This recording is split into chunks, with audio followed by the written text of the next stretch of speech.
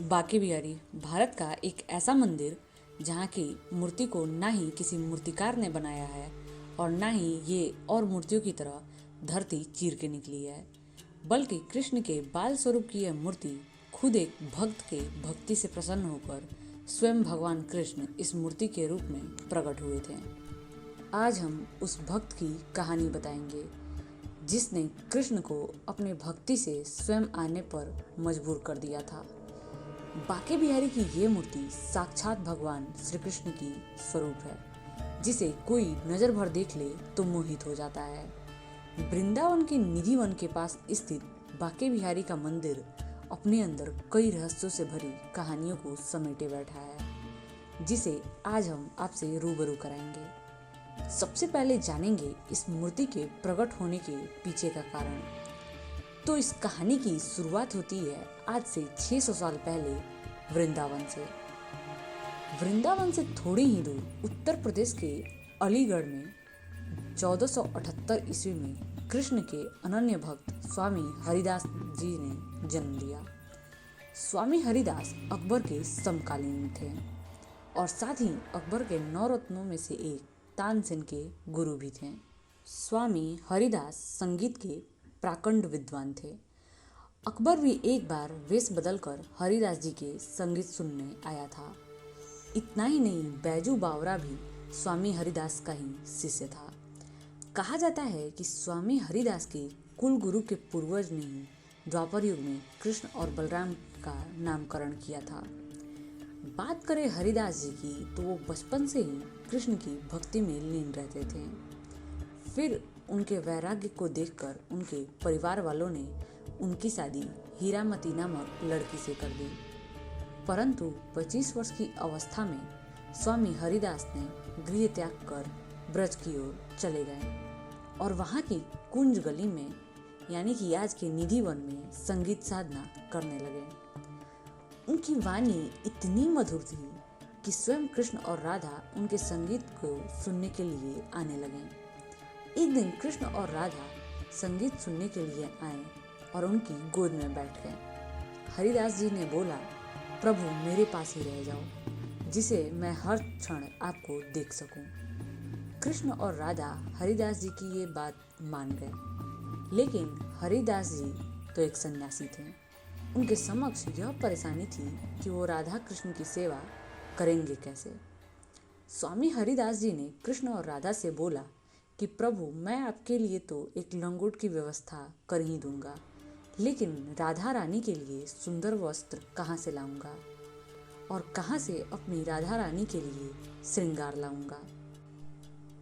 कृष्ण और राधा बोले, हम अलग कहाँ हैं, हम तो एक ही हैं।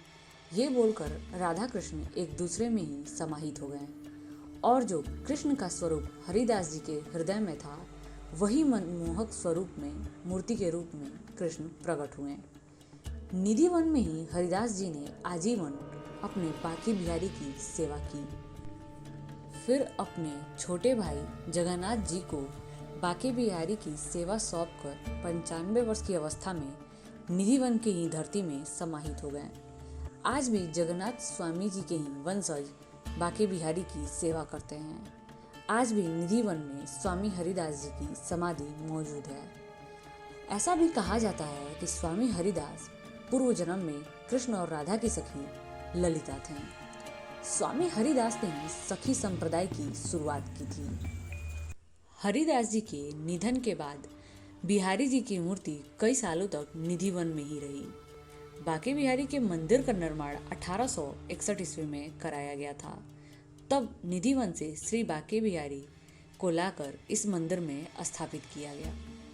आपने कहीं न कहीं जरूर सुना होगा कि बिहारी जी की मूर्ति के आगे हर 2 मिनट के अंतराल पर पर्दा लगा दिया जाता है, लेकिन इसके पीछे का क्या कारण है वो बहुत कम लोग जानते हैं। तो असल बात यह है कि बिहारी जी की छवि को लगातार प्रेम पूर्वक एकटक निहारने से वे भक्त की भक्ति से वशीभूत होकर उनके साथ चले जाते हैं और ऐसा कई बार हो चुका है।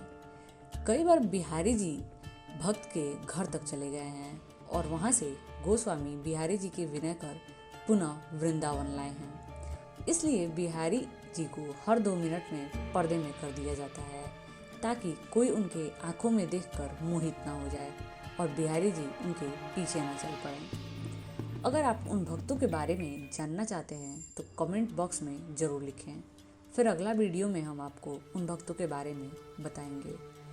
अब अंतिम सवाल यह आता है कि कृष्ण का नाम बाके बिहारी क्यों पड़ा? तो बाके का अर्थ होता है 3 कोड़ों से मुड़ा हुआ, जो वास्तव में बांसुरी बजाते हुए भगवान श्री कृष्ण की ही एक मुद्रा है। बांसुरी बजाते समय भगवान कृष्ण का दाहिना घुटना बाएं घुटने के पास मुड़ा हुआ है, तो सीधा हाथ बांसुरी को थामने के लिए मुड़ा रहता है। इस तरह उनका सिर भी इसी दौरान एक तरफ हल्का सा झुका हुआ है, इसलिए उनका नाम बाके बिहारी है। माना जाता है कि बाके बिहारी बाल गोपाल के स्वरूप हैं। जैसे बच्चे को देर तक सुलाया जाता है, वैसे ही बाके बिहारी के साथ किया जाता है। इसलिए 9 बजे इस मंदिर के पट को खोला जाता है। बिहारी जी के चरण के दर्शन भी साल में एक बार अक्षय तृतीया के दिन होते हैं। अगर आप भी बिहारी जी के दर्शन करना चाहते हैं तो वृंदावन एक बार जरूर जाएं। यहाँ के कड़कड़ में श्री कृष्ण का वास है और आप इसकी अनुभूति जरूर करेंगे।